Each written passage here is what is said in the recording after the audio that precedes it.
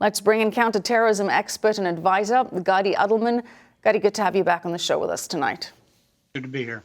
All right, Gadi, there are now seemingly a wave of videos on social media instructing Palestinians to launch these arson balloons with very specific and explicit how-to instructions.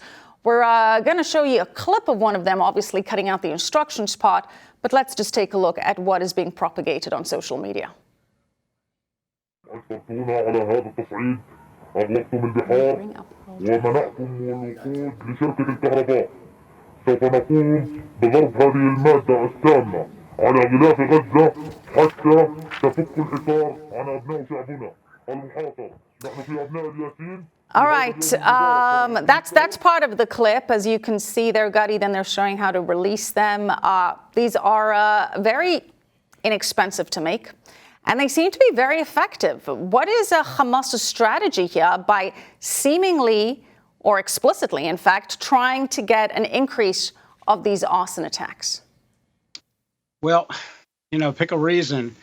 They know that they have an issue. When you consider the Iron Dome system, the moment there's a launch of a rocket from Gaza, the Iron Dome computers, within a matter of seconds, will calculate the trajectory and the speed of that rocket and then decide where it's going to land. And if it's not a populated or residential area, it doesn't even bother to fire. They've now figured out a way around it. And as I said before on your show, and we talked about, Israel comes up with new technology and they're reverting backwards to something very simple. Gadi, technically there is a ceasefire between Israel and Hamas. How should Israel be responding to these attacks? Well, up till now, what Israel has done whenever there's been an uptick in these, for lack of a better term, arson balloons or incendiary balloons, sometimes they even have IEDs attached to them. Right. So, like you pointed out, these are no joke when it comes to these balloons. But up until now, Israel has been restricting the size of Gaza Strip's fishing zone. Mm-hmm. And what they've done this time is they've actually cut the fuel supply to Gaza's power plant. So that's a new strategy by Israel.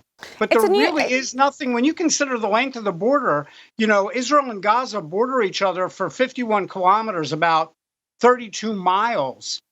There is no way to stop all these balloons. It's a new strategy, and yet for the residents in the South, this is not enough. Because, yes, thankfully, Gadi, these fire balloons have not resulted in any casualties yet, but certainly not for lack of trying. I mean, you have instances where these colorful, attractive balloons containing explosives have drifted into kindergartens. I mean, kids are obviously going to be attracted to these colorful balloons and kites. Some of them even have friendly faces painted on them to explicitly lure children to come and play with them. So, Gadi, it seems like it's only a matter of time before this can result in a real casualty. Does that need to happen to prompt a stronger response from the IDF? Unfortunately, I was going to say that because there really has not been a response other than containment, meaning once it occurs, let's go and put out the fire.